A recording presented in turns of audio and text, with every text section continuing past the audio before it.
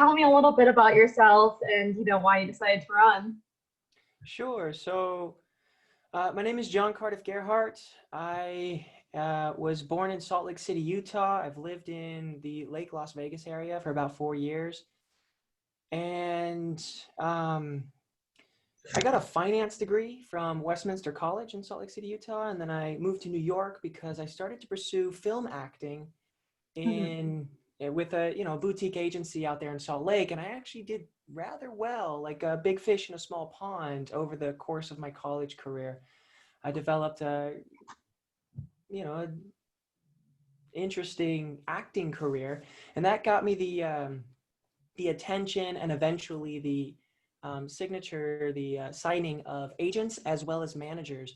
And so I went out to New York, and I was there for about a year. And my experience was consistently negative.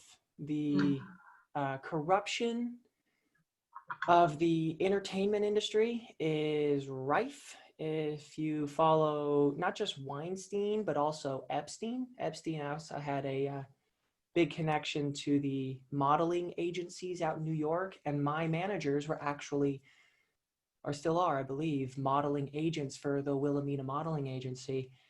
And also the financial system. I got a finance degree, and I just noticed it was really bizarre that everyone, there's no food, there's nothing but humans and concrete and metal out in New York, and you're either on the street starving, or you're just barely making it, or you're really rich. That's your three categories. And it just bothered me that I came in winter time, and it was colder than anything I'd ever experienced. A wet, windy, cold right through a pea coat jacket is a wake-up call. And the homeless people dying on the street really struck a nerve, struck a chord. And I just saw that there's got to be something wrong. So anyways, after a year, I left, and I got into Bitcoin while living out the back of a truck with my then girlfriend, now fiance. And anyways, long story short, settled in Nevada in Las Vegas, and started to follow QAnon, and started to see news involving human trafficking and how, let's say, children could be sold as property to wealthy people here in gated communities. And once that started to really come to my attention, I started to realize that there's corruption in our government. And it really focused for me at the time on the police department, not just, it was not the any person in particular, but it was more of the system. Let's say a storm comes in, it all of a sudden gets rainy and windy, and you call 911 because something shady's going on, and you get put on hold. And they tell you that this message is for the hearing impaired, and they deliver something that's similar to a fax machine, but more eerie. It's really weird. So then I started looking up the chain of command of the centralized police department, the police force. And that led me to the governor, and it was 2018 at the time. It was around, I want to say May, June, because I started looking at the governor candidates. I actually started getting involved in politics at that point. I'd never really gotten involved before. And so that's where I looked at the Democrat, and I was like, this guy shady. I looked at the Republican. I said, this guy doesn't look any better. And that's when I started looking at the other candidates, because I've always been a nonpartisan. Never really joined a party, was always on the fence, and still am to some degree. But the one candidate that really stuck out was Ryan Bundy, who is like a Nevadan patriot, and he has a reputation around the Bunkerville Bundys and the Malheur Wildlife Refuge. And Ryan Bundy specifically is the middle son, if I got this right, of Cliven Bundy, I think the main character for the Bunkerville standoff. Ryan Bundy is the middle son, and he actually has just the most tragic experience with this standing up for the Constitution. Anyway, long story short, he was shot by the FBI over in Oregon. He was put in jail in Henderson. He was arrested without any crime for 2 years. And then he defended himself without a lawyer, and he won.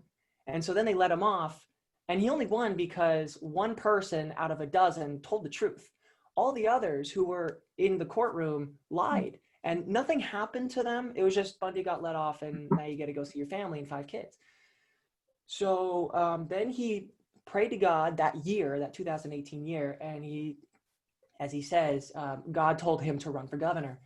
So then we fast forward to July, more than halfway through, and I'm realizing that the governor is a very important part of our government. It has a lot of power, and as far as just like dictating who controls entire departments of our government, who then control entire teams underneath them, it's a massive organization. And we elect a governor to lead us. And from what I could tell, Ryan Bundy was definitely the best choice. He was the most moral, he was honest and sincere. And he was actively trying. I mean, he's a farmer. He's not tech savvy by any means. Like we were just talking about with the scripting of text, it's a lot of tech stuff. I introduced him to Telegram and got his team on Telegram. But actually, long story short, I became his campaign manager. And that's what really got me into politics. And I really got a lot of experience.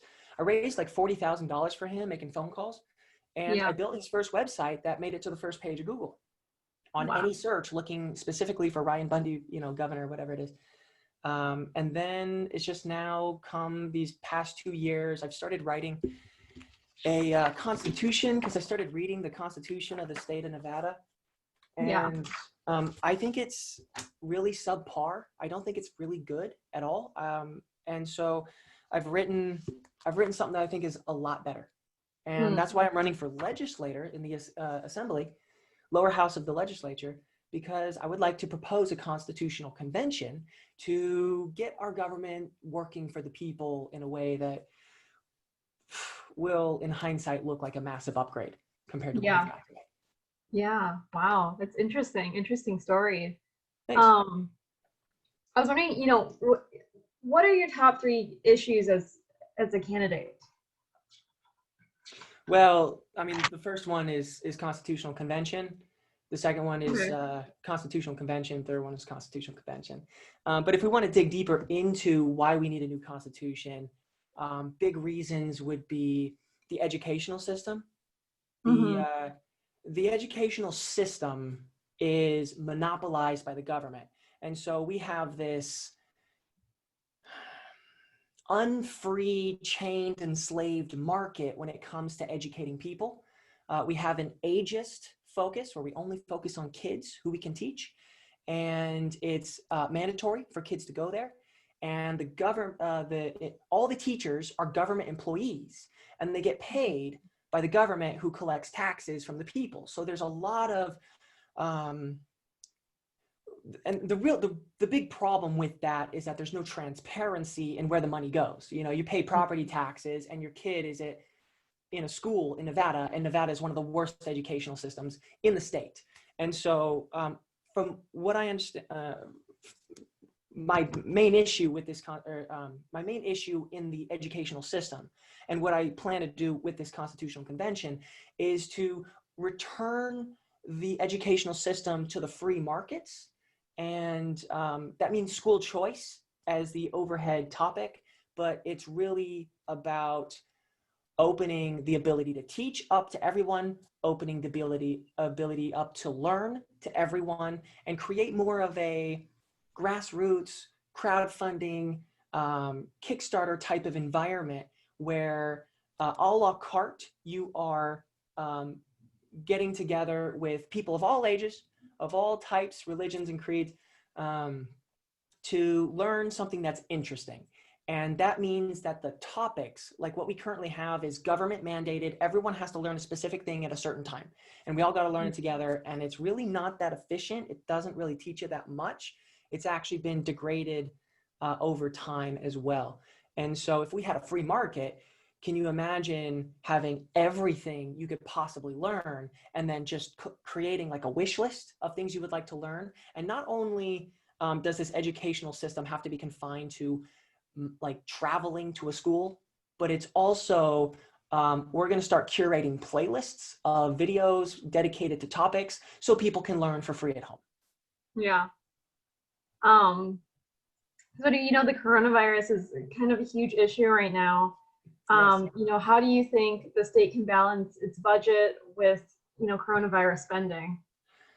I don't. They're in a rock and a hard place. We're at the end of times. Either we're all gonna die of a plague or some government overreach, or there's going to be a people coming together and really uniting in a way that hasn't been done since maybe 1776, in which we would reclaim our government and the people would start operating this government in a way that makes sense to the people, because right now it isn't working that way.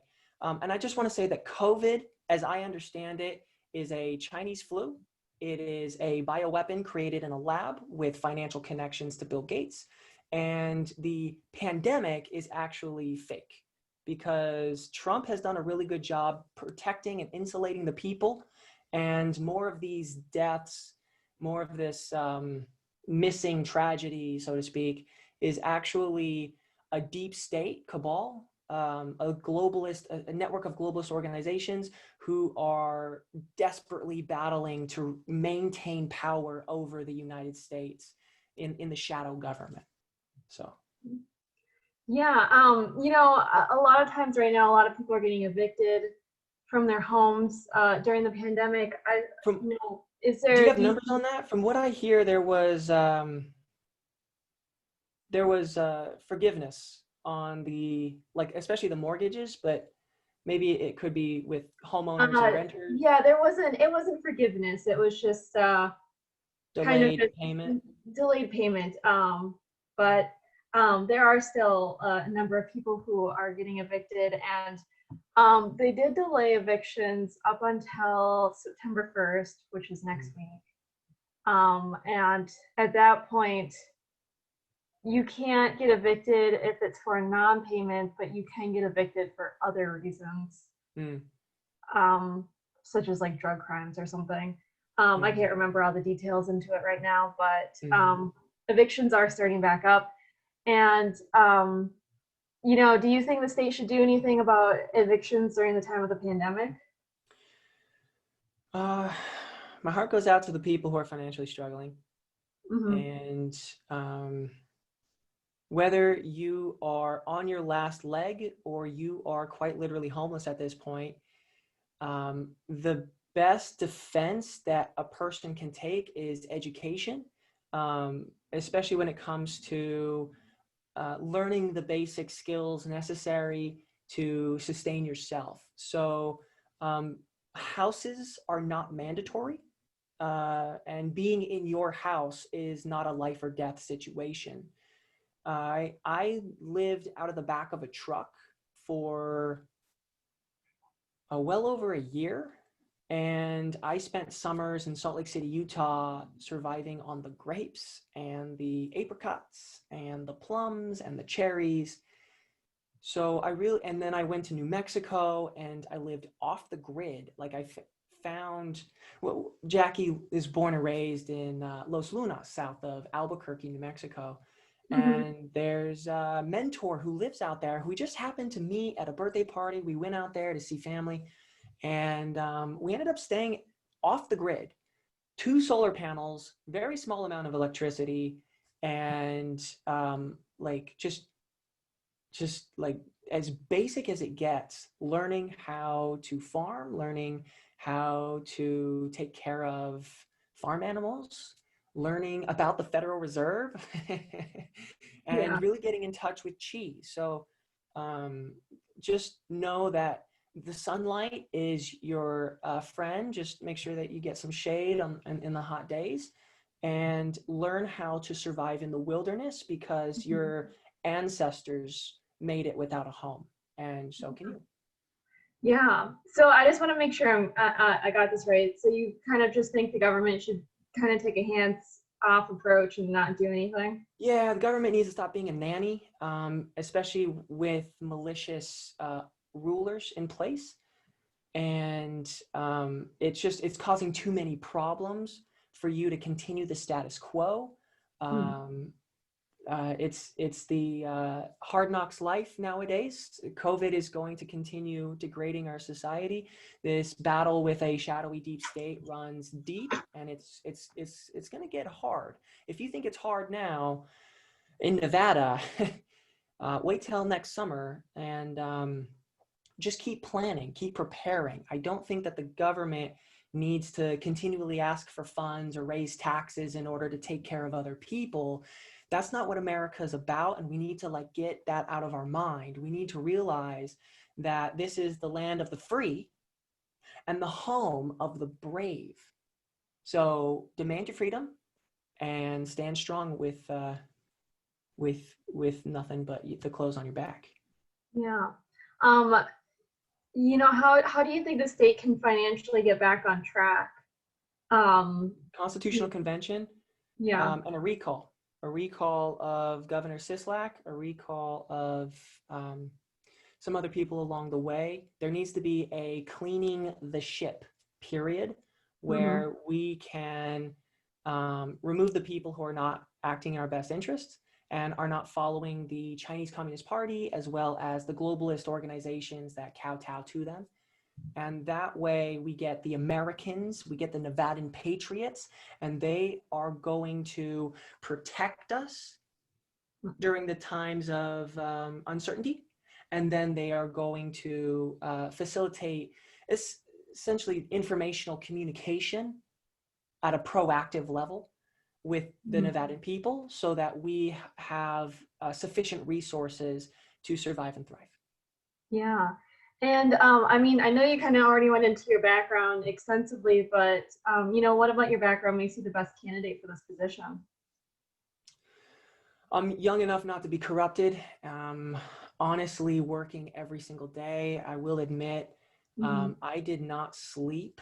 I slept 2 hours today. I slept from 9 to 11 this morning. And that's because my sole focus is dedicated to the people of Nevada. As you can see, this is just a piece right here, this Constitution. But it's also the recall campaign that is uniting the people and starting to identify the bad players in our government so that we can civilly and constitutionally remove them from office and replace them with someone better. And I believe that I am working on developing the momentum necessary to really do what's right in all three branches of our government. So yeah, what's kind of some of the reasons behind why you want to recall Governor Sisolak? Sure. So it started with the history. When I was campaign manager for Ryan Bundy, I knew that Sisolak definitely should not be the winner. Absolutely should not be the winner because of his history. While he was Clark County Commissioner, he's had news surrounding embezzlement of Clark County taxpayer funds, as well as pedophilia of children. And those two are big no-nos. And the fact that the media never talked about it and Laxalt only called him Shady Steve, but never got into the details and everything else just led me to believe that there was essentially this cabal network in place that was facilitating his rise to power.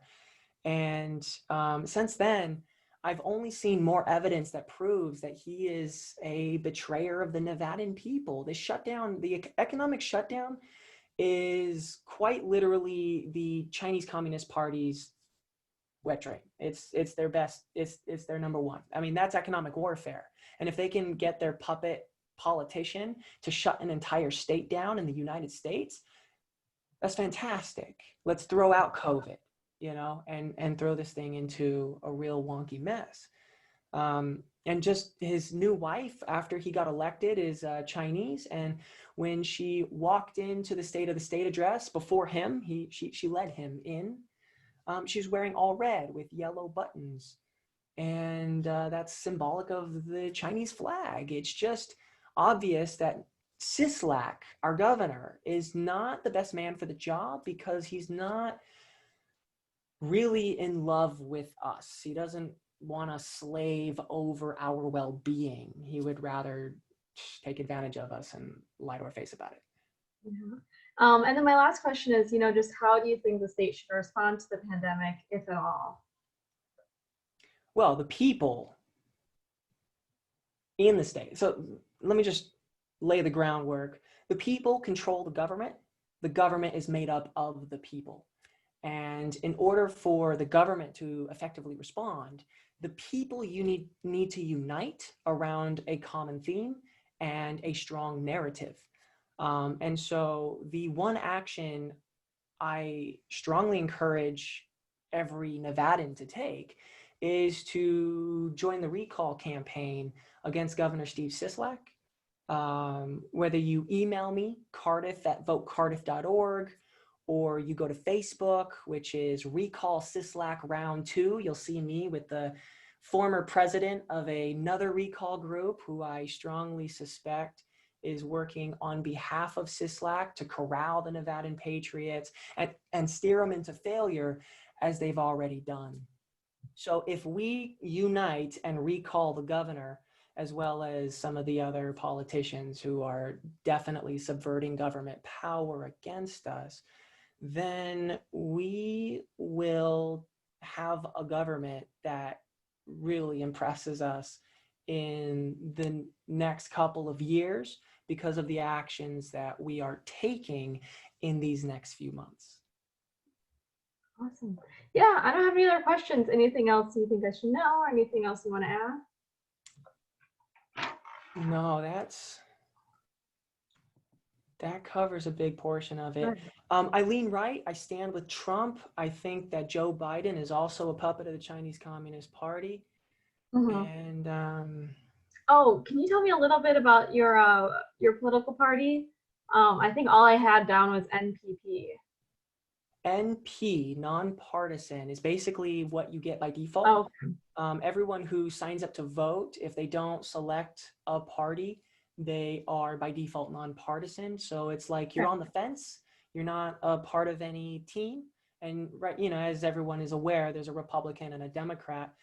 And for the most part, you're either of the narrative that one party is good and the other party is bad, or you're of the mindset that both parties are bad and the whole thing is corrupt and you just don't want to have any part of it.